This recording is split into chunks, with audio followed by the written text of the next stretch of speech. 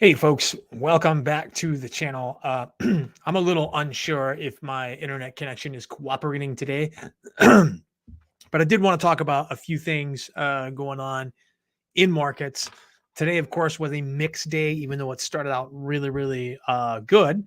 And the NASDAQ ended up being quite a bit higher today. Really good movement in some of the stocks we watch on this channel, including Tesla and SoFi.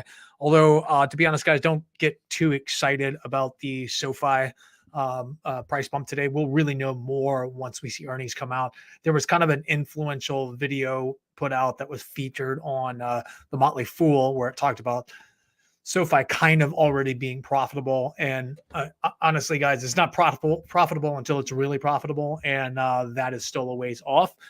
It was a very nice video that I watched, though.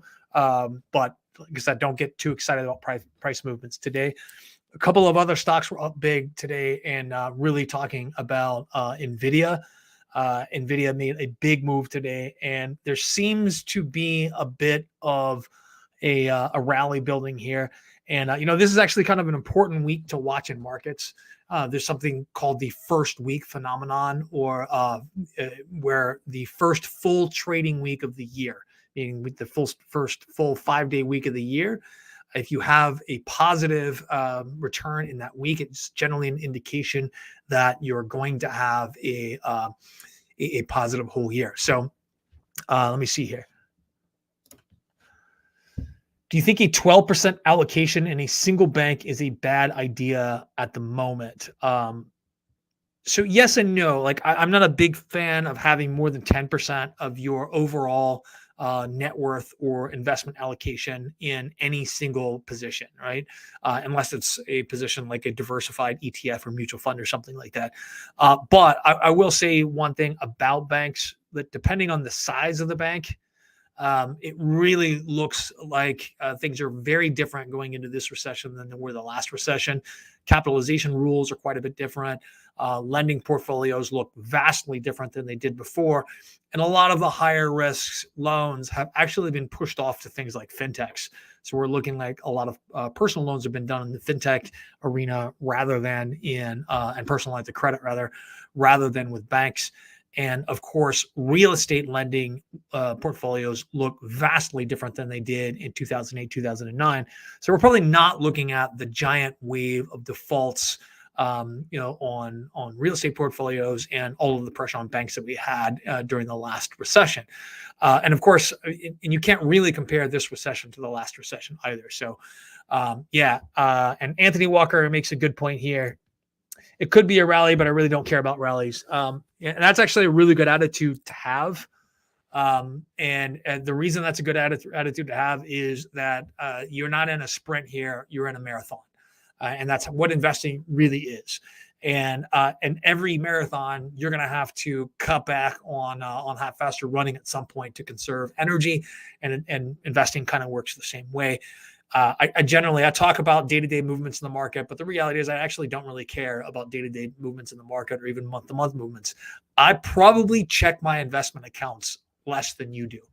Like honestly, I'll go in. I have to go on about once a month when options expire to roll my options. But other than that, I don't go on day to day and look at what my accounts are doing.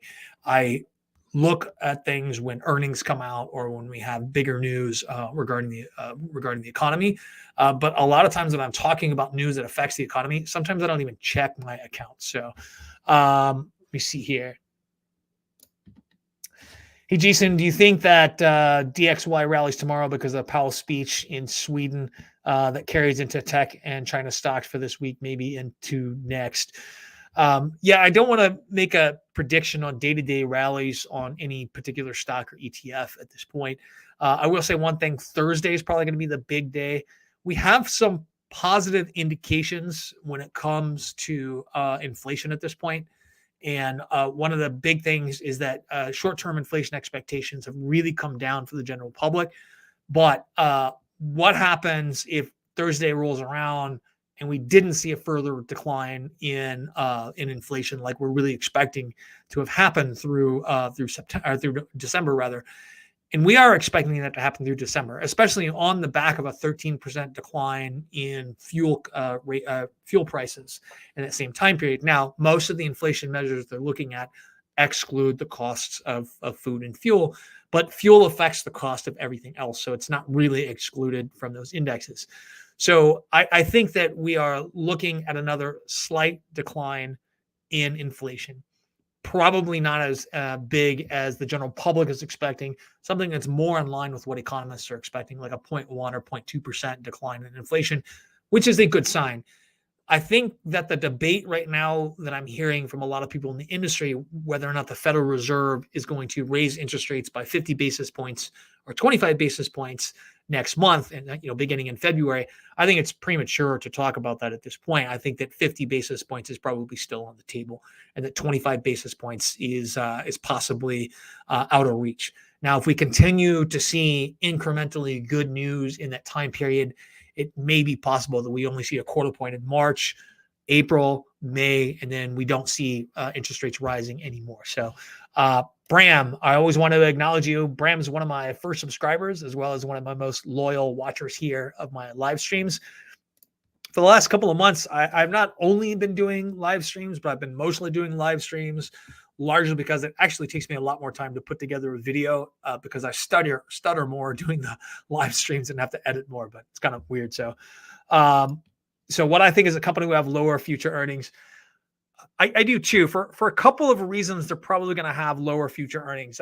Earnings, particularly in the established tech sector, have been astronomical in the last couple of years. But two things are going to hamper earnings going forward. We are going to see probably some slightly reduced demand.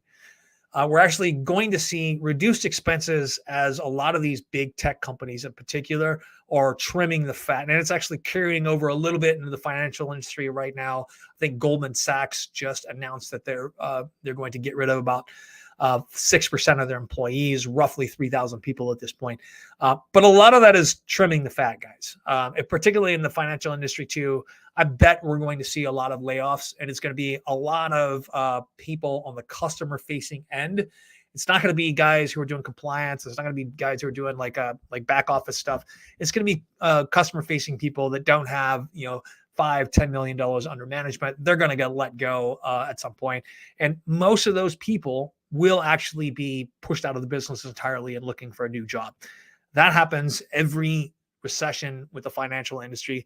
Is about a quarter, anywhere from 20% to a quarter of the client-facing people in the financial industry get let go from their jobs or leave the profession because they're not making enough money, and they never come back.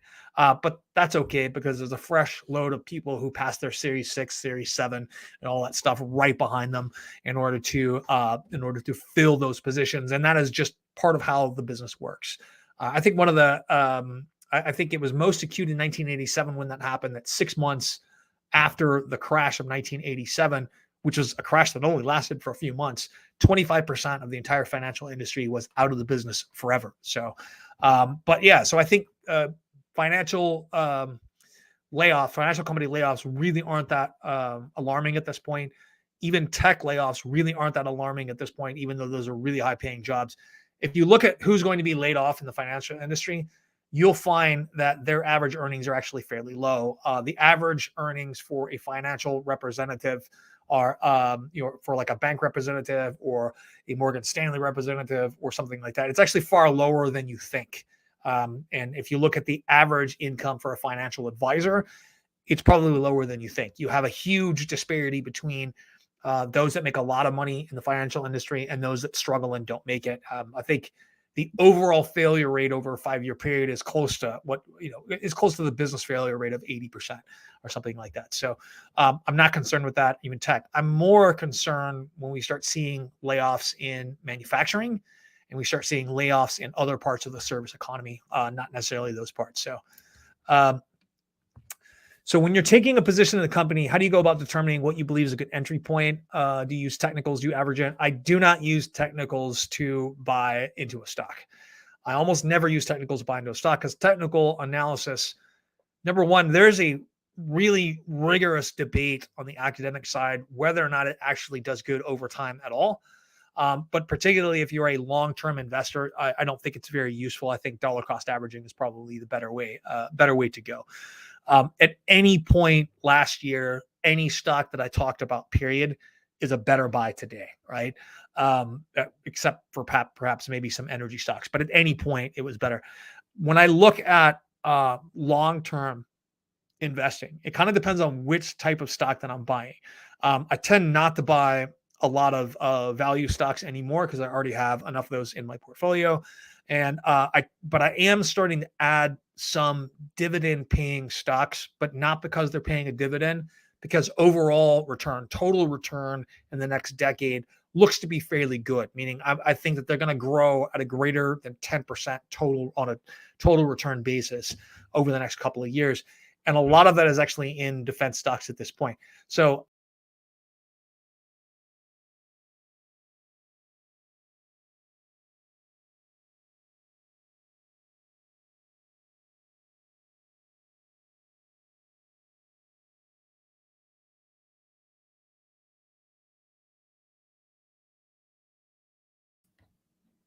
hey, sorry guys. I'm not sure. It seems like my connection is a little bit unstable today. Let me see if I can get my screen back up here. I never like to have my full head up there on the screen. Sorry about my internet connection. It is a little bit slow. But back to what I used for the dividend growth model. Dividend growth model is actually something that Warren Buffett is rumored to use in order to value a stock. And that growth model, of course, is only valuable when you're looking at in terms of total return. Like I actually don't care how much the current dividend is that they're paying. What I want to see is a history of growth of dividends, and this is really only applied to like really long established companies that are still in growth mode. And I'm telling you guys, there's a lot of that in the defense industry at this point, and I'm going to get to that. So Martov says, even though fuel isn't directly included in inflation reports, energy still plays a big role in inflation expectations. That is absolutely true. Energy plays a giant role in inflation expectations, even when they cut the cost of fuel out, because it's going to affect the price of everything down the line. So, would you open a position in ARK at this point? Well, I mean, it's a better buy-in position. Any of the ARK funds right now, because they're highly focused on companies whose expectations of returns are affected by the cost of capital. I think that it's a better entry point than at any other point that I've talked about these. Here's what I'm not happy about when it comes to Cathie Wood, though. She does so much short-term trading. And in 1 or 2 years, I can prove that short-term trading added maybe 30 basis points onto total return, right? But I can't prove that she's able to do that every single year. In fact, I know based on experience, based on long years of experience in the financial industry and looking at people who have a really high, frequency of trades, that they don't outperform the market based on frequency of trades. That buying and holding is a better idea.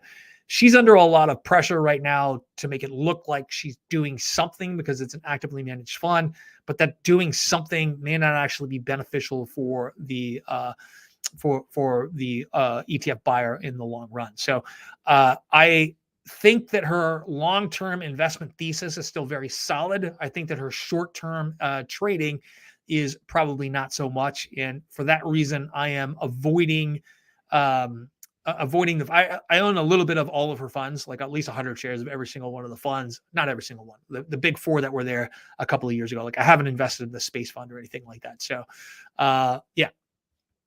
You see, why do people act like Tesla's the only company selling EVs? So that's a good point, Anthony. Tesla is not the only company selling EVs. Basically, every company is now selling EVs, and every company is an EV company. The idea that every company won't be at least 50% EV in the next 20 years is ridiculous. They're all going to be EV companies because of manufacturing margins. It's cheaper to manufacture an electric vehicle, and the margins are larger, and the price for batteries is going down. If you watched my live stream I think about a week and a half ago on sodium ion batteries and how sodium ion batteries that are currently in production and being produced at scale have the same gravimetric energy density as BYD's Blade battery, which is going into 100,000 cars every quarter. You will see that very quickly. We're probably going to see a shift, at least on the non-performance end and on day-to-day drivers, into sodium ion batteries that have gravimetric energy density somewhere between 160 watt hours per kilogram to 200 watt hours per kilogram, probably up to a maximum of 240 watt hours per kilogram once that technology matures. That's what's going to be in daily drivers. That's what's going to be in laptops. That's what's going to be in watches. That's what's going to be in phones. And it's going to make lithium a whole heck of a lot less important.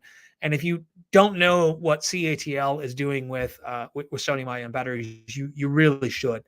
And you should really take a look at that. They are safer than lithium ion batteries.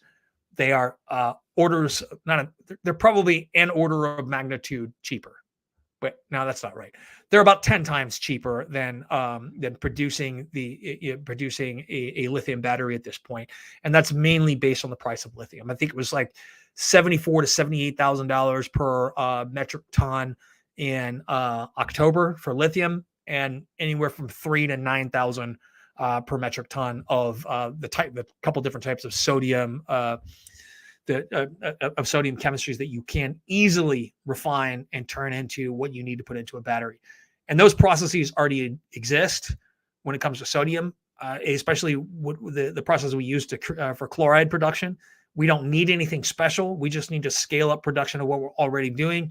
And the fact that sodium is the fourth most abundant element in the Earth's crust, and there's zero constraints on it, and it's widespread. This is economically probably what's going to happen now that it's proven at scale that CATL could do this, that this is likely what's going to happen. So and look, there's no such thing really as patent protection when it comes to this too. You can't patent sodium chemistry. Most of that research was actually done here in the United States. Application of that was done in China at CATL to begin with, but it's never been easier to circumvent a patent at this point with all of the information and data sharing that we do. And I think that you are right, Anthony Walker. Why are people acting like Tesla is the only company selling an EV? You're probably looking at some of the less innovative, less technologically advanced, but more mature auto manufacturers who just know how to manufacture a very simple thing repetitively and at scale. They're probably going to eat further into Tesla's potential addressable market, and they're probably going to push a lot of these smaller EV companies out of the way, or they're going to end up buying them and subsuming their brands at this point. I think now is kind of the wrong time to bet against a lot of the larger companies like VW, BMW, Volvo. BYD is kicking major butt in the Chinese market. I don't know if you guys looked at the numbers that came out for sales and deliveries last month, or they don't report deliveries, but for sales for BYD. They have more than surpassed Tesla at this point in terms of battery electric vehicles, and they're growing at a faster rate. So, and the main thing is right now is BYD is having the same issue that Tesla is having right now, which is they can sell all of their vehicles. They cannot deliver all of their vehicles in a timely manner, and that's kind of the issue right now. So, Don Caesar Shadum, you answered my question. Is so great that it overwhelmed your internet connection. You know what's funny, man, is I just got the Verizon 5G internet, and it's supposed to be better than what I had my crappy connection before. It's just the location where I live in the San Diego area just doesn't have a lot of options when it comes to internet. So I'm trying out this 5G for a month to see if it really works, and so far it works a lot better. So. Let me see here. Jason, do you have a view on which stocks will bounce back harder and faster? Is there any historical form on this? So yeah, small cap stocks usually are the first to bounce back, and they bounce back harder than large cap stocks do. And if you look at like the small cap index over a long period of time, it actually has far superior performance over the S&P 500 or the Dow Jones Industrial Average. The problem is volatility. A lot of people simply can't stomach how volatile, the small cap index stocks are, or just small cap stocks in general are, but they tend to bounce back a little bit faster. I will say one thing, and this is something that we need to talk about today: is what are some of the better stocks to invest in at this point when it comes to sort of looking forward into the future. And I'm going to let's talk about this right now. I actually think that real estate investment trusts, but not necessarily the ones you guys are thinking of, are probably going to be some really good investments here in the future. Number one, I've liked residential real estate investment trusts for the last couple of years. And now that rents have really skyrocketed just in the last year, we're probably, and also again, there's this pressure where they can't really go out and borrow money as cheaply as they did before, but rents have really skyrocketed. We're probably going to see increasing dividends on those real estate investment trusts, but maybe capital expansion is not going to be quite as quick because they cannot go back to the well with secondary offerings as easily. It's going to be a little bit more expensive. They're not going to be able to sell bonds as cheaply at this point to raise money to make new purchases or new builds, that sort of thing. But we are looking at probably a lot of pressure to raise dividends here in the future. And as dividends rise with REITs, the stock price follows. So that's one of the things that's probably looking good. But on the other end of things, there are real estate investments that we should be talking about that you may not be thinking about. And let's take a look at those right now. Some of this is a Forbes article that's rating some of the best real estate stocks for January of 2023. And it's talking about Prologis. Prologis is a warehouse, REIT.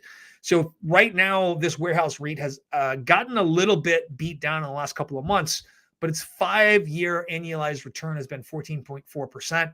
And its 10-year average annualized return has been about 5.8%. But in the last couple of years, people have really woken up to warehouse space as a real estate investment trust business. And it's been around for longer than that, but in the last 5 years, I've really heard people talking about it, and it's really become a large part of almost every managed. I look at a lot of managed portfolios for people who come to me to discuss their general financial plan. And Prologis is almost always one of the companies that is included in that. So there's a lot of institutional demand for this stock. There's a lot of demand for the stock through separately managed accounts and that sort of thing. American Tower Corporation is another one. This is a real estate investment trust that focuses on cell phone and data towers, and also they have a lot of space for data centers as well that they lease out. This is another thing that might do really, really well coming out of this recession. And this is a stock that I actually elected to sell at one point because I wanted to buy a business. And the business has done fairly well, but I'm actually still, in fact, it just started to become profitable here in the last month or so. But I'm kind of kicking myself too that I was forced to sell American Tower Corporation. It's at a 5-year annualized return of 11%. 10-year average annualized return of 12.9%. And the cell phone tower doesn't look like it's going away, guys. And of course, now with the 5G rollout beginning or expanding all over the country, there's going to be investment in infrastructure for quite some time on that. So Equinix is a company that I've never really invested in. Crown Castle International is a company I've never invested in. But don't sleep on Public Storage either. Public Storage, to me, is one of the better bellwethers for the economy. When you see when you actually see public storage rates in terms of the rates of usage go up through their facility, that's generally an indication to me that people have accumulated too much crap and the economy is about to crack. Right, the economy is about to go down. People have so much crap that they have to rent out storage space. They're storing things that they're never going to see instead of just selling on eBay or something like that. It looks like we've seen public storage usage peak already, and it's already started to decline. When that turns on, I'm not really sure. But in the next couple of months, I may actually be adding some more public storage. I only have 100 shares, but I've had it forever pretty much. And that's something I'll take a look at. Realty Income Corporation. Now, normally, if I said, hey, I want to buy a real estate investment trust that concentrates on retail, I would say you are crazy. But here's the opportunity here. Normally, what Realty Income Corporation invests in, or properties where they have a single large retailer, think Lowe's or Home Depot or something like that. And actually, they avoid things that do go out of business more frequently, like grocery stores and things like that. And they really focus on these like really large S&P 500 type retailers. They are likely to be severely hurt by Bed Bath and Beyond going under, and it looks like they're going under here relatively quickly in the next couple of weeks or so. And if that happens, Realty Income is probably going to lose out on roughly 3%, 2.5% to 3% of their portfolio. That those leases will evaporate, and it's going to take a year or so probably for that to shake out, to figure out which Bed Bath & Beyond stores are going to continue operating as a going concern, or if they completely evaporate the brand in bankruptcy court, and then they have to end up stripping out all those buildings and re-renting them. It could cause some significant downward pressure on Realty Income, at which point I will buy more Realty Income. So the 10-year average return on that has been 8.3%. 5 years been 7.2%. They're paying a dividend right now somewhere close to 4%. They have consistently grown their dividend now every year, at least since they've been public in 1991 or 92. And I think they've actually done it for far longer than that. So Welltower is one that they focus on real estate for the healthcare industry. I think that's what they do. They focus on real estate for the healthcare industry, and that is not something that I think I'm going to be investing in at this point. Digital Realty Trust, even though you look at 5-year annualized return, has been pretty down. That's really been mostly in the last year, and they're mostly renting out space for data centers and things like that. I think that is that's probably going to have a pretty big footprint here in the real estate market going forward, unless something radically changes about technology like quantum computing or something. Maybe it reduces all of these giant server farms down to like a single server or something like that. But that's not going to happen anytime soon, guys. So yeah, let me see here. Any speculation on where the next Tesla factory is going to be located? So I actually wouldn't be surprised to see a Tesla factory located in Mexico, of all places. It would be politically really unpopular, but here's why it might happen. So first of all, the Mexican labor force is actually more skilled than the Chinese labor force in a lot of ways. But the big thing is the Mexican labor force at this point is going to cost you about a third less than the Chinese labor force will as well. Not only that, I think that would be located closer to like not in northern Mexico, where there's only about 30 million people or so in the northern Mexican states. It's probably going to be located closer to central Mexico or southern Mexico, giving near a port city and giving it really rapid access to export to South America and that sort of thing. So I wouldn't be surprised. And it would mostly be about labor costs and education of the labor force. I also wouldn't be surprised to see a factory in India. I don't think somebody was talking to me about a factory in Saudi Arabia, and to be honest with you, I think it's not a terrible idea, especially when it comes to you're right on major shipping lanes there, and it makes a lot of like in terms of geostrategy, it makes a lot of sense. But in terms of getting labor into that Tesla factory, it might not make all that much sense. And especially in terms of skilled labor in that Tesla factory, it may not make a ton of sense there. And in terms of supply chain security, it may not make a ton of sense. But I know that Saudi Arabia is gunning for a Lucid factory right now, and it looks like they're going to, yeah. Also, Bram, I wanted to get to this comment. So. Yeah, Bram, but the amount of sodium used in a battery and the amount of lithium used in a battery is really not all that large, right? You're looking at basically about 320 pounds to 380 pounds more for a sodium ion battery that would fit in a car rather than a lithium ion battery. In a sports car, that 320 to 380 pounds would make a big difference in terms of your pickup power. I mean, your acceleration and that sort of thing, and handling. and a daily driver meant for city driving, which is what most of us do, whether or not we want to admit, we don't like to go on long distance car trips. And most of us, for 95% of the time, we're just doing, city driving. It's probably not going to make that much of a difference. So yes, sodium is 3 times as heavy. That's not the biggest problem with sodium ion batteries. It's actually the fact that the sodium ion is about, I think, 41% larger. So it makes it a little bit harder to actually insert those sodium ions into the anode. That's actually probably the bigger concern, but apparently there are a few different new ways to get around that. But the actual weight thing, it's not as big a deal because lithium does not make up as much of the weight of the battery as you might think. So yeah, let me see here. Charles Barrow says, thoughts on Bitcoin? Do you believe in the 4-year cycle? No, I don't believe in anything when it comes to Bitcoin's trading. It's clearly more correlated to young male unemployment than anything else, meaning that as young males are unemployed, we'll see the price of Bitcoin go up. And that's one of the things that somebody did a research paper on recently. But other than that correlation, which may in fact be a spurious correlation, there's correlation does not equal causation, but I don't think that Bitcoin is mature enough for you to view anything as a cycle. I don't think that the news on Bitcoin is mature enough to view anything as a cycle at this point. So I think that the market still needs a lot of time to mature before it becomes really an investable asset, right? There really wasn't a reason for it to spike up to $68,000 per coin. There really isn't a reason for it to be $17,000 today.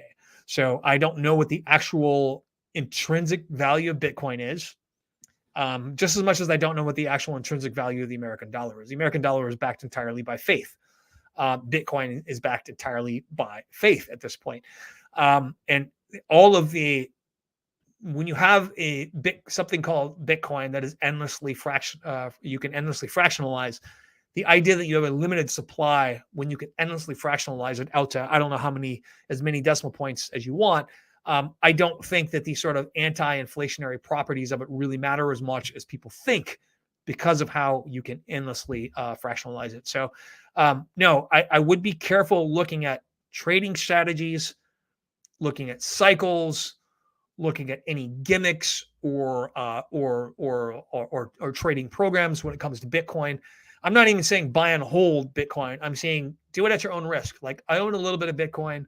I own a little bit of Ethereum. I own a little bit of Algorand, and that's about it. Solana might be the other one that I might buy some, but probably not anytime soon. But yeah, I am really looking at that here in the future here. Let me see here.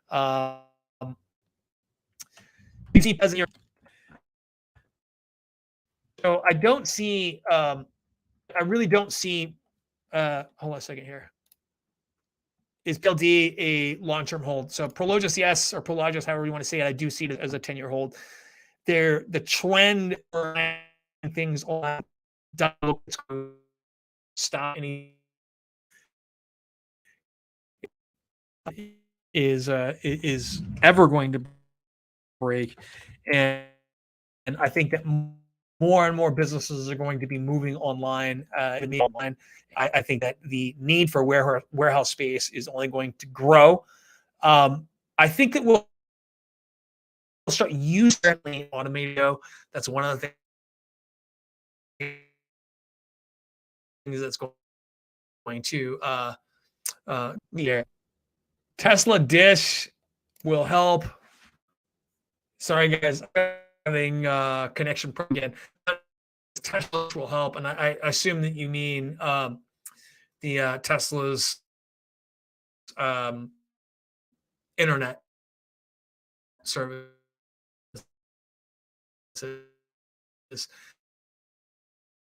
I'm not sure that it would. So right now I have it's the I live with anything that is really that is really unpredictable. So Shoeless Joe says, did you take a look at NIO's latest delivery numbers?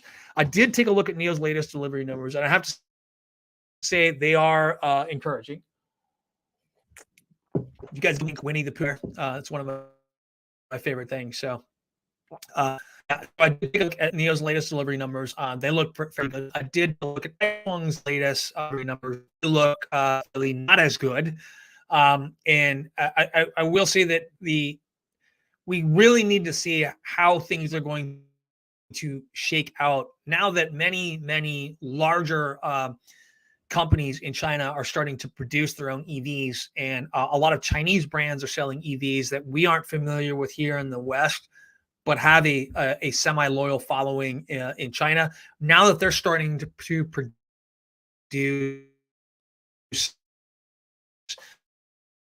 their own vehicles at this point, we need these Chinese companies to of NIO and Xpeng to source, and going to be a bigger concern than you think. Meaning, how are they going to be able to get chips? How are they going to be able to get electrolyte supplier at this point is really supplying all of the batteries that any company needs, and that's kind of a concern at this point. So, yeah.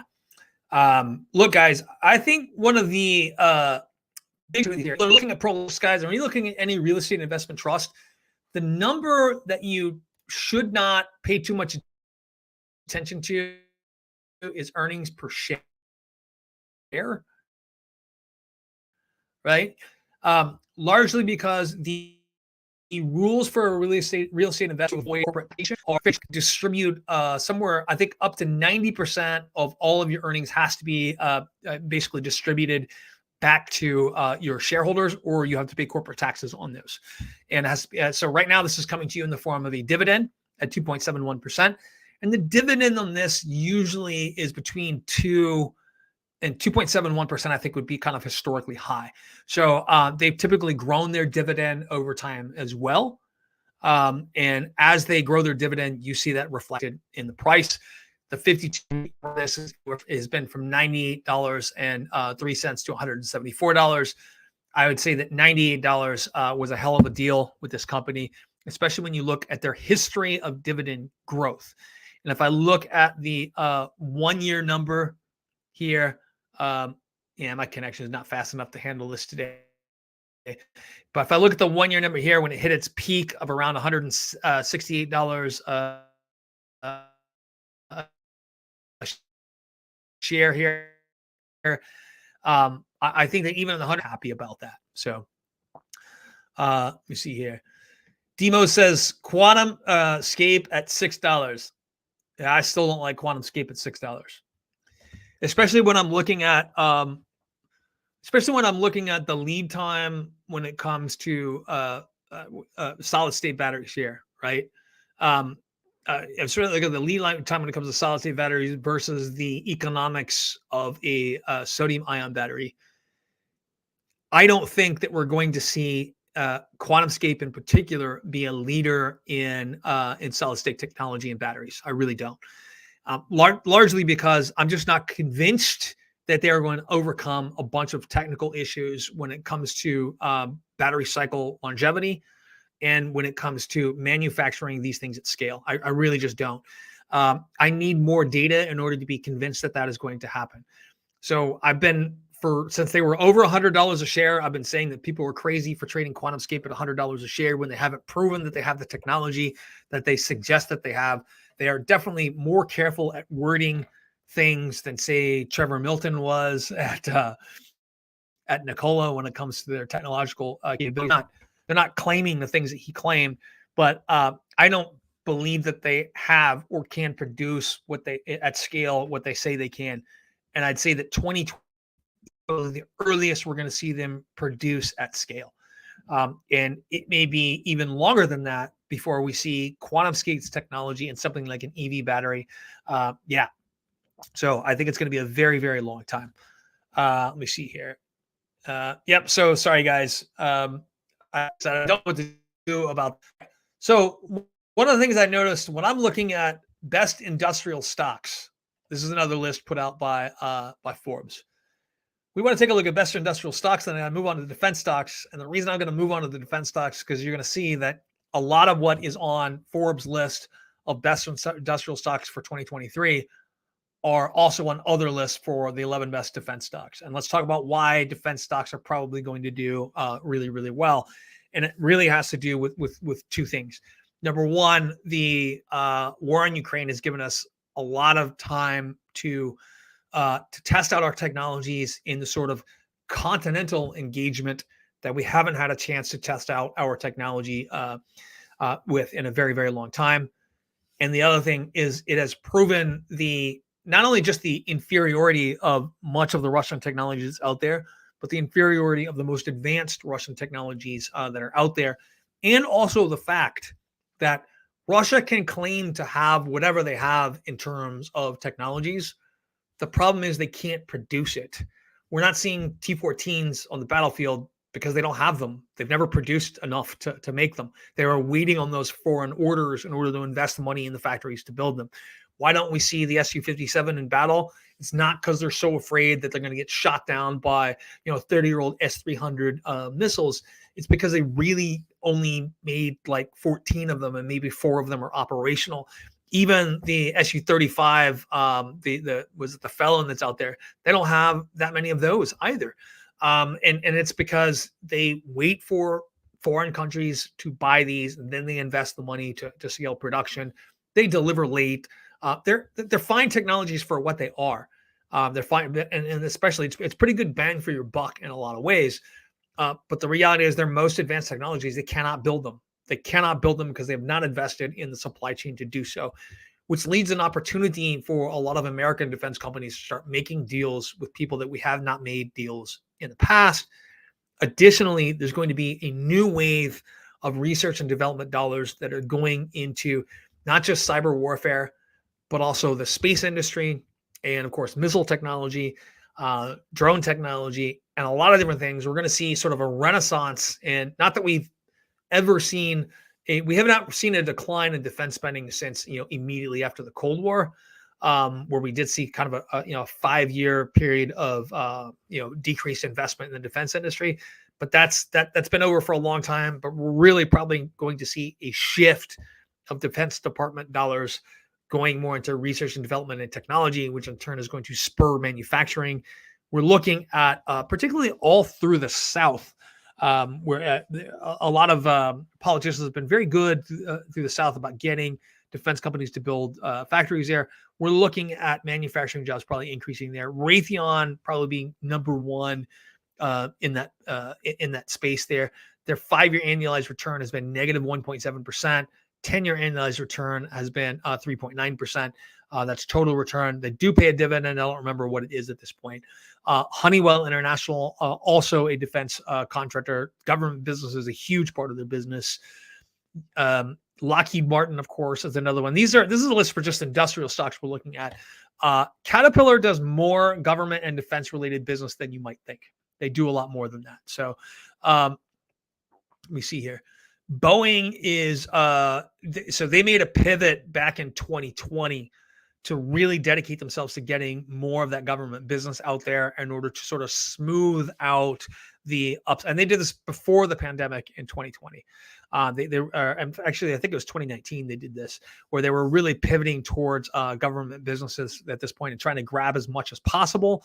And so we're looking at Boeing being kind of a strong play in this time period too. So if I move on to another article here where we look at the best defense stocks heading into 2023. Some of them are companies that you may not be familiar with if you haven't worked in the defense industry before. We're looking at Woodward Inc., which is basically a design and engineering firm. So do you think a Republican House will boost defense spending? I generally don't like to get political on my channel, but I can tell you one thing. Both sides of the aisle are warmongers, and we have never really decreased defense spending. We have never really decreased defense spending. So I think that, and we don't need to increase defense spending. We spend, I think, what was it, $880 billion on defense last year. That is, $880 billion in defense. That is by far and away the largest portion of our budget. It is, we spend, I think, 10 times more than it's more than the next 10 countries combined on defense. And we're getting pretty good value for our money too. And we're getting the best free advertising on the planet when it comes to our products right now. well, not entirely free, of course, but we're getting great advertising right now for our products. So, actually, here, hey Jason, happy Tuesday from Australia. Do you think Elon would take Tesla private? I doubt it. I doubt it at this point. The taking Tesla private move back when he did it, and I think in 2018, was a desperation move. He was almost out of money. And I think right now, to achieve the ambition of reaching 20 million vehicles in production by 2030, which I don't believe is possible, guys. I think they'll hit 7, 8 million, and they'll probably stall at that point as everyone else starts producing electric vehicles too. But I think there'll be an electric vehicle producer at some point on the level of a Ford or a GM, not quite at the level of VW, but I think they'll be at the level of Ford or GM in terms of worldwide sales, say roughly 7.7 million to 8 million vehicles per year. You're not going to get to that point by going private, no matter how good of a buyout that you have, right? It's going to take hundreds of billions of dollars in, maybe several $100 billion in order to expand industrial capacity enough and to hit that 8 million units per year goal, and invest in things like your robotics products, and invest in things like Tesla Energy. And don't forget, we're really looking at a huge increase in stationary storage needs when it comes to the grid. Energy storage is going to be a huge portion of what's going on here in the future. So that is definitely not something that I expect at this point. I don't believe that it'll ever go private. I think that the last opportunity for that was when he was talking about arranging a buyout through the Saudi Sovereign Wealth Fund way back in 2018. So let me see here. I've added Easterly Government Prop Z to my watch list. It's a REIT for U.S. government offices. It's dropped a lot recently as a lot of government staff are working from home. And to be honest with you, that may be a trend that we don't see reverse, is that government staff working from home. There really isn't a ton of there's not a lot of ways to get fired from a government job for lack of job performance. There really isn't. It takes a long time for you to get to that point. And I don't really see the actual size of government increasing, like the number of government employees increasing that way. And if anything, I see more work from home government work, especially in services at this point. So that may be one of the areas in a real estate investment trust where I probably wouldn't invest anymore. I could be wrong about that. I could be very wrong about that. But I think that, especially in terms of government work, the work from home idea, limited time in the office idea, may be there to stay permanently. There are some companies right now that are ordering people back to work, but that is definitely not going to happen for all positions. For all positions here. Rick Galliardo says, are you still maintaining a position at BYD and XPeng? Yeah, I have a couple hundred shares, almost 1,000 shares of XPeng, and just a couple hundred shares of BYD. I've always wished that I had more BYD. I've been slowly adding a share here and a share there. BYD, simply because it's a Chinese company, simply because it's not traded on one of our major exchanges, and simply because it's not subject to our rules, it isn't a position that I'm going to go, and XPeng too. It's not a position that I'm going to go hog wild on, right? Because there is geopolitical risk and too much geographic risk associated with those, and you have no recourse, right? Absolutely no recourse. And if something goes wrong, if they're going to go out of business, or if the Chinese government were to just say, hey, we're going to seize all of BYD's assets, there's nothing we can do about that. They could do the same thing with XPeng, and there's nothing we can do about that whatsoever. And that's one of the things that would always prevent me from investing all the way. It's not even like the Defense Production Act, where they can seize the means of, where our government can seize the means of production temporarily, but they have to justify it in court. And it's always meant to be a temporary, and it's always been a temporary thing. There's no such restriction on that through the CCP. It's not a communist government. It's not even a socialist government. It is state capitalism. And I find that a lot of people that critique capitalism and critique socialism couldn't actually recognize a socialist or capitalist or communist system actually in place. Even our system here in the United States really is not a pure capitalist system. It has socialist elements, but is definitely not socialist either. We are still looking at state capitalism to a degree, where we have lots of government involvement in business. We have government controlling means of production in a lot of ways without outright owning it. It's the same thing in China, just to a much, much more extreme degree.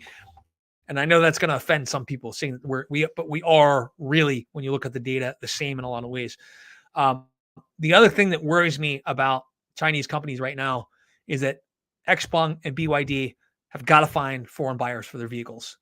There just are not enough young people in there to really sort of support the expectations that we initially had. I've been aware of the sort of demographic issues when it came to China for a while. I just didn't understand how acute it was, and the fact that China may have been overestimating their population for quite some time now.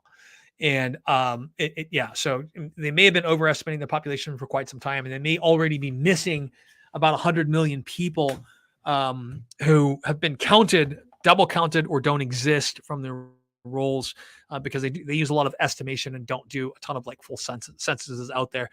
And the fact that the birth rate is so low in China, and that by itself is not troubling. It's a fact that their productivity level is not rising fast enough to meet that declining birth rate. That's kind of the thing. So BYD and XPeng have got to focus on being exporters. The problem is China has been very good at exporting some things, pretty low down on the value chain there, and really, really bad at exporting like highly sophisticated things, or having really a globally recognized luxury or high value brand. There's nothing Chinese that I can think of that is a globally recognized high value brand. Nothing, not even in terms of fashion. And that's actually something that really surprises me, particularly when you're like my daughter has been watching some like Chinese dramas recently, and so my daughter like taught herself Korean during the pandemic, and now she's working a little bit on Chinese, but she's watching some Chinese dramas, and I kind of like look over her shoulder and I watch this, and they're getting more and more sophisticated in what they're doing in terms of exporting of creating an export version of their culture. So I don't know if you guys are familiar with telenovelas. But the basic format of a lot of television that we watch right now on Netflix and on Hulu, this is not the traditional American brand of serialized content anymore. This is the telenovela sort of concept. The telenovela concept was to produce a short 12 to 16 episode arc that could stand alone by itself at any point, or you could continue on with another season, right? And and traditionally American series that were done were like 21 to 23 episodes per season, and actors and crew worked 9 months out of the year, and they took 3 months off and they came back.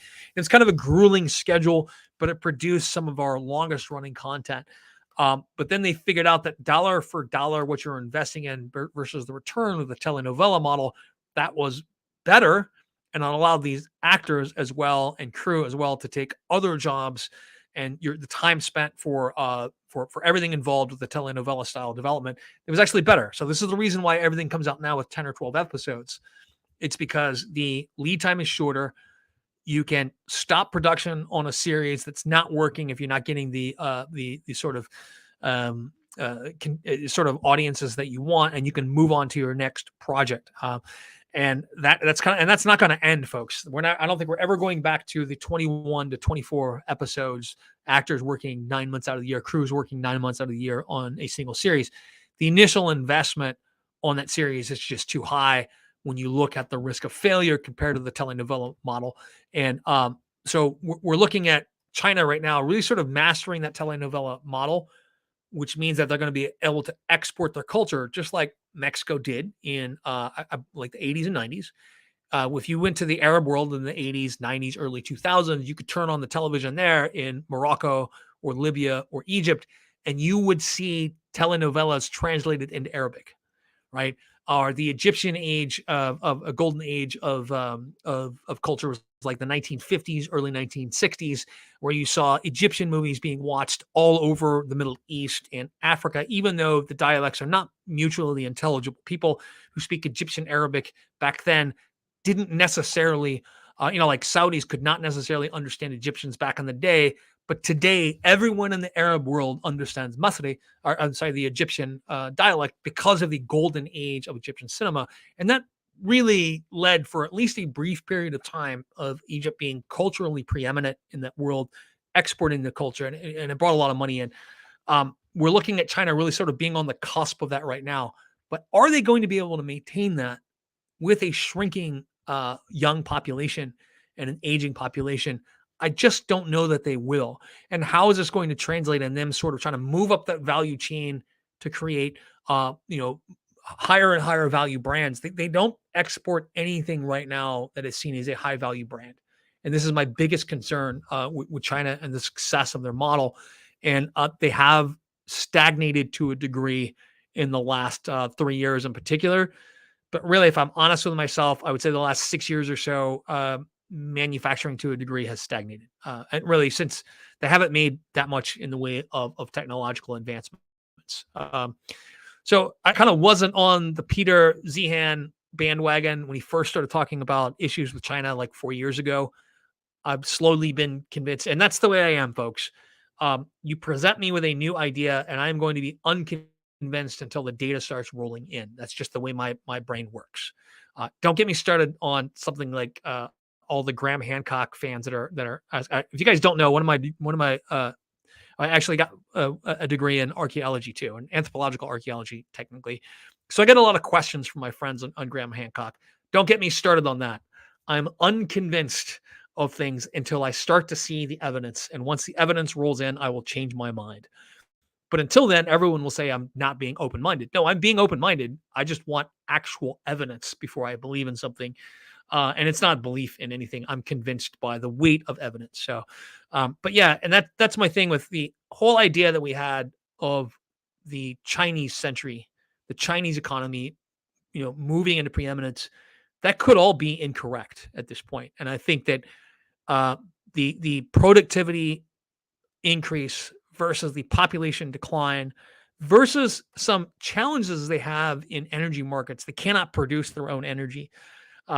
That's a lot of risk, and and the fact that she has managed to eliminate all political opposition. That is not a good thing, folks. That produces that's not a good thing. The fact that you don't have any political opposition whatsoever, and no one's able to voice contrary opinions. Now, I don't believe what Peter Zeihan does, where he says that anyone that brings Xi a bad idea loses their head in the process.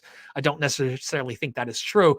The internal politics of the CCP are largely opaque to us, and we really don't know what's going on.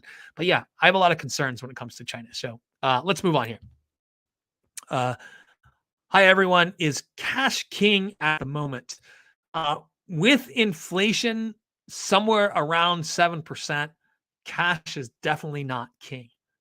So you can probably get 4% in a CD right now, or a short-term bond, but you're still going to be losing 7% to inflation. So now I will always make this calculation when I'm looking at math like that.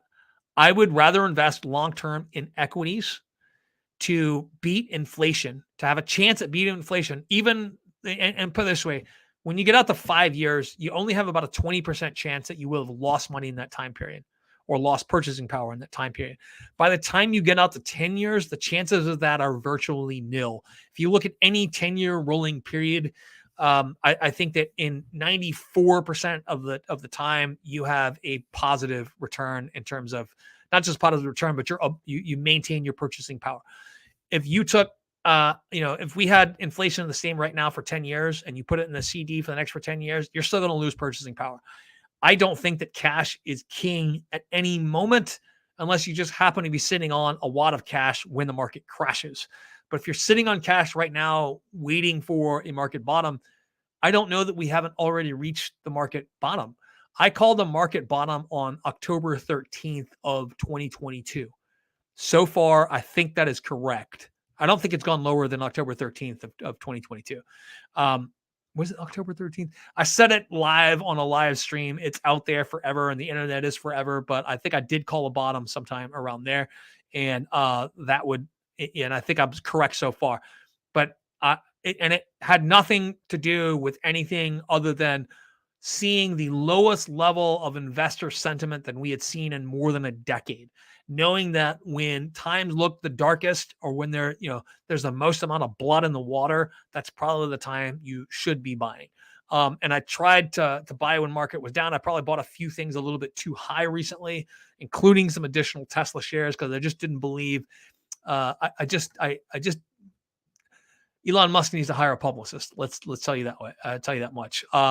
And his latest thing is he's trying to move his trial, his Tesla shareholder trial, from San Francisco to another jurisdiction, Texas, because he believes he cannot get a fair trial in San Francisco, because the jury pool has been poisoned. Yes, I believe that. I believe that is absolutely true. He can't get a fair trial in San Francisco because the jury pool has been poisoned. The problem is the jury pool has not been poisoned by the press like he thinks it has. It's been poisoned by his own tweets and his own behavior, not because of the reporting on that. And I think that's kind of the thing that once this goes to trial, he's going to end up, and it probably won't go to trial. He'll end up settling out of court at some point because his lawyers will tell him this is not worth fighting. Let's pay everyone a fraction of what they actually want. So, Tell 99 says, for me, risk is 60% investment, the rest in saving. Yes, I know my savings are not beating inflation, but at least for me, they aren't going down. But that's kind of what I'm saying. They are going down at this point. You're losing about 7% of your purchasing power on an annual basis. It's not going down. You're still going down, right? Even with Australian currency, the Australian currency is designed to depreciate over time, just like U.S. currency is, just like British currency is. That's part of the modern monetary environment that we're in.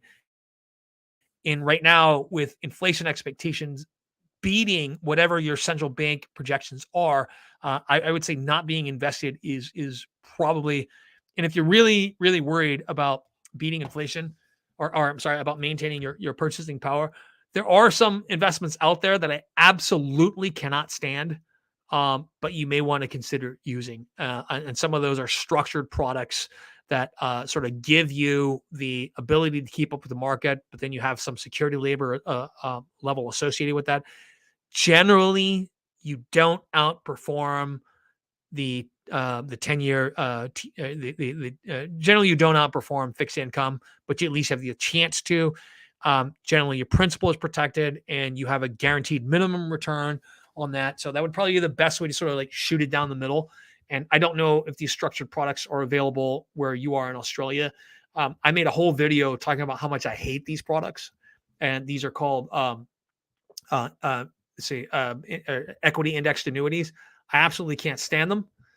In order for it to work out for you in the way that you think, or the way that the salesman tells you that it's going to work out for you, you would have to time it perfectly.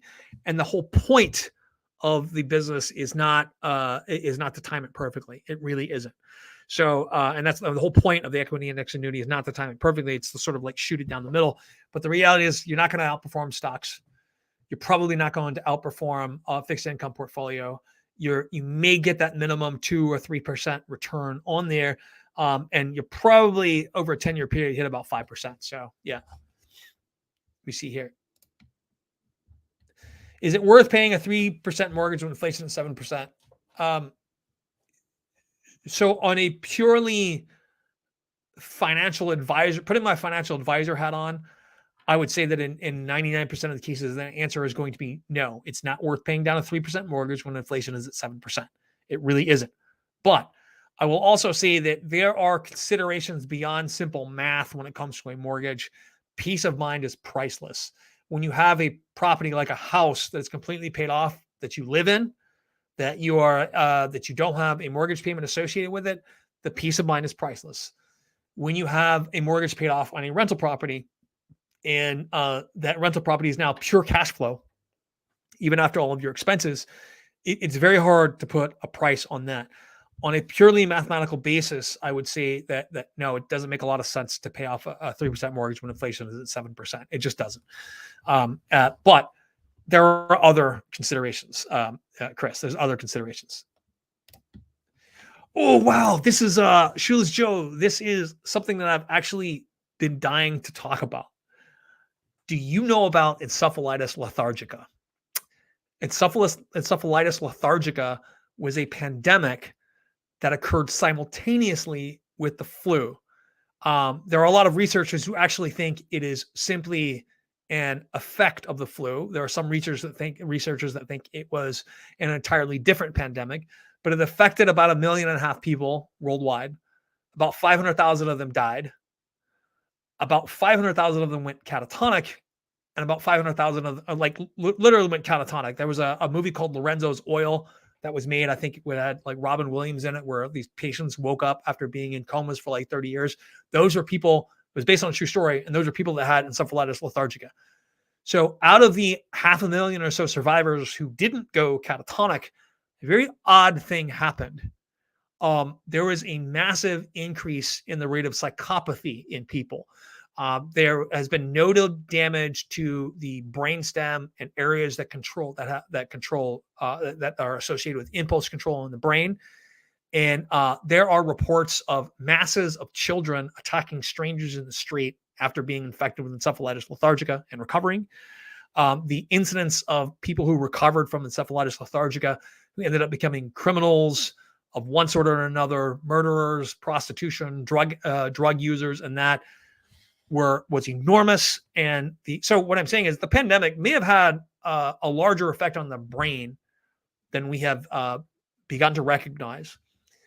Some of the increase in crime that we've seen recently may be a result of increased poverty levels at the margins of society, but it may actually be associated with damage done to the brain due to COVID as well. We are not going to find out the full effects of this for quite some time, guys. But this is COVID and encephalitis lethargica are not the only things associated with increased acts of violence, and COVID has already been correlated with increased acts of violence. Lyme disease is another one of those, where something like 65% of people who recovered from don't quote me on this. I read the number 65% in the article, but now I'm not sure of that. But I do remember seeing, anyway, go back and read it. Lyme disease infections are associated with an increase in violence as well. So I would not be surprised if we see an increase in mental illness since the pandemic. The lockdown would have had something to do with it. But I think that to a greater degree, the infection itself may have had something to do with it. And there's historical precedent for this. Look up encephalitis lethargica. A lot of the really cool articles are really far back down the Google ladder. So I'll look up scholarly articles on encephalitis lethargica, mental illness, encephalitis lethargica, and violence, and encephalitis lethargica and criminal behavior, and you will see a fascinating mystery that occurred concurrently with the Spanish flu back in 1918. And I spent like an entire day and a half going down that rabbit hole, reading old scientific papers from the 1920s through the 1950s, when we had really good observations as far as what was going on. So yeah. So in Toronto, there was a gang of, I read about that. A gang of 13, 16-year-old girls who killed a homeless guy over a bottle of alcohol a few weeks ago. There's also a bunch of random people getting attacked out of nowhere. So the other thing I would be careful about doing is that you have to remember that violent crime rates in the United States, and I believe in Canada too, but particularly in the United States, are vastly down since 1991. There's been a decrease in violent crime in the United States since 1991 that is explainable by a couple of different things. The beginning of Roe versus Wade and lots of unwanted children not being born was one of the explanations for that, and also sort of the ending of chronic lead poisoning as well, and sort of the basically just the increase in sort of the ending of lead-based pains and things like that was sort of credited with the rise in IQ that we've seen over the last 40 or 50 years or so. I think it's a variety of different factors, but crime in the United States, violent crime in the United States has decreased by half since 1991. And the violent crime, the highest crime areas are not where you think they are, right? It is not the big cities that are the most violent crimes. It's actually smaller cities, or what are considered kind of like rural cities out in the middle of nowhere, that have the most violent crime. Look at a place that I was talking about in my last live stream, Portsmouth, Ohio, city of 18,000 people, 35% of the people under the poverty line. it is more dangerous than 98% of you have a higher chance of being a victim of crime than 98% of cities in all across America. In like, there's a ton of different ways you could explain that, but a lot of it has to do with just no opportunity there, no jobs. That's where you see a lot more crime.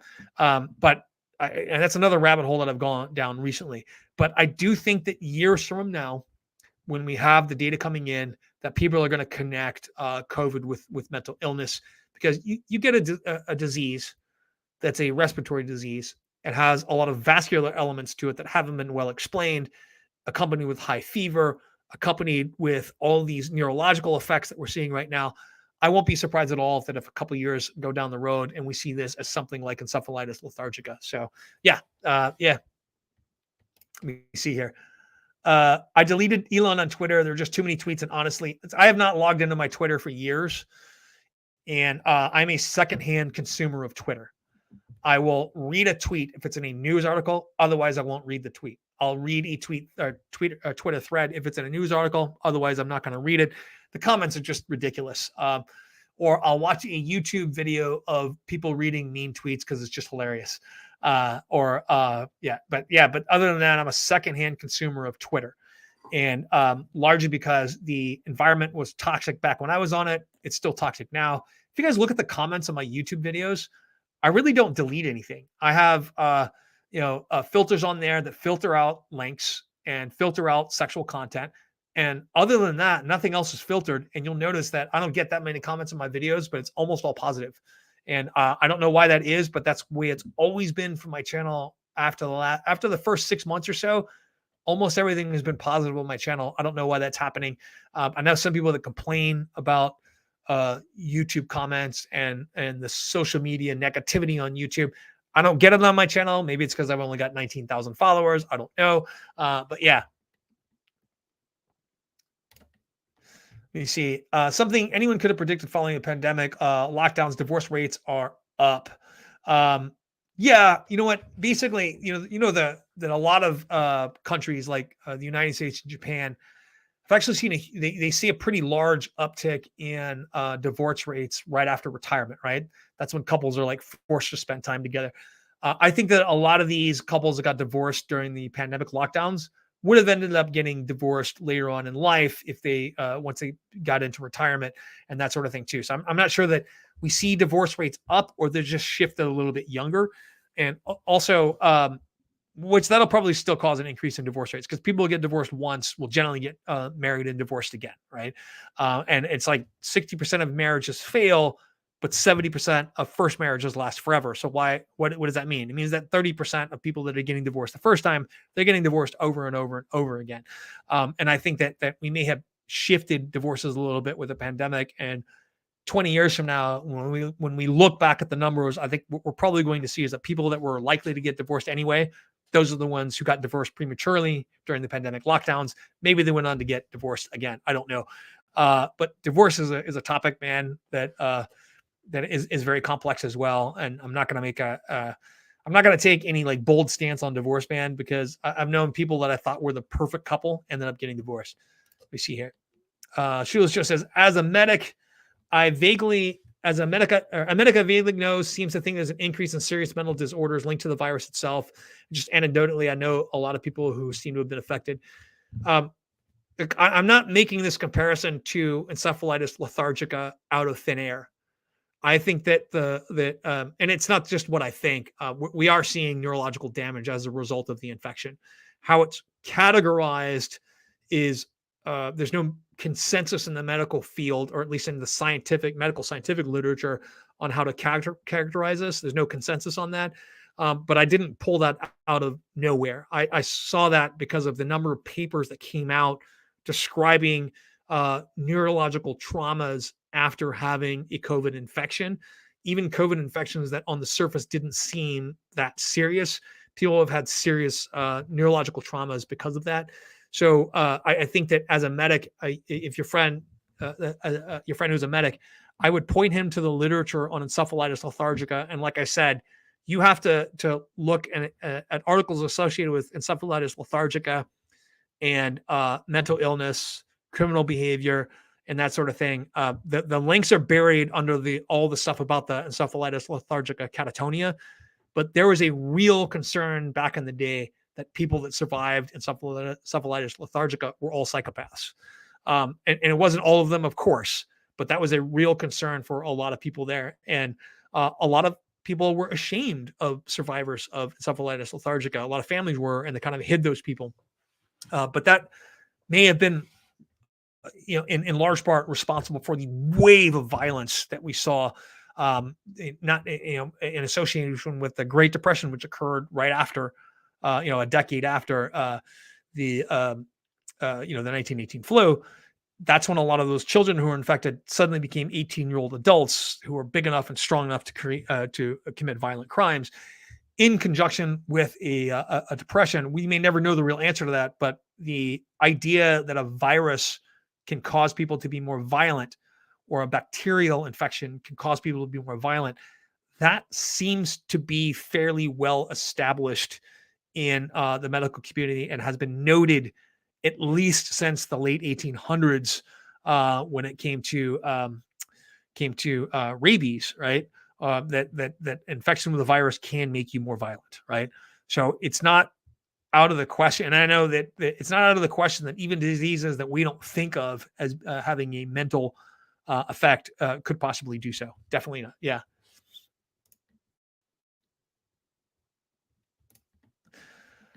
I feel like having a big house helps people provide some. Hey, man, I am not the person to give marriage advice. I can't believe my wife still like it. And as the number one cause of divorce is marriage, right? So marriage is the number one cause of divorce.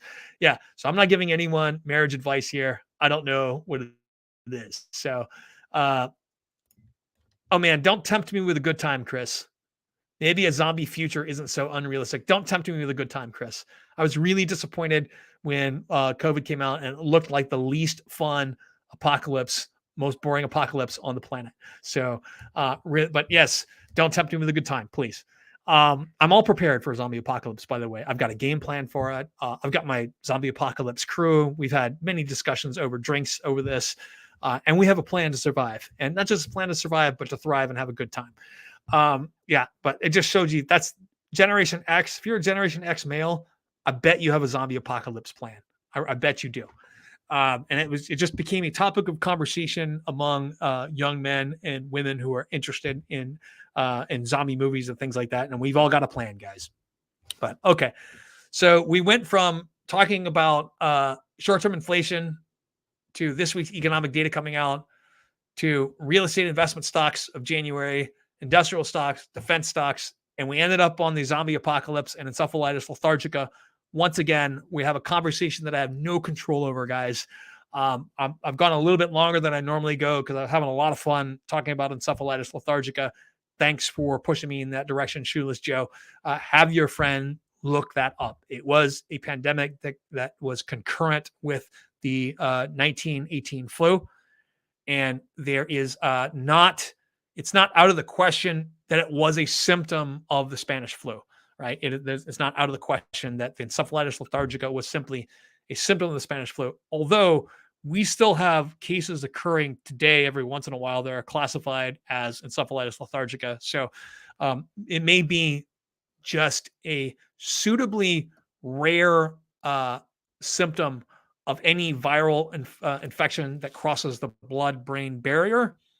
And it may be, like I said, they may not have been a distinct disease, and it may be just any infection that crosses the blood-brain barrier and has some sort of effect like that, that if you get enough infections in volume, let's remember that basically 1% of the world died from the flu, and almost everyone was infected in that time period.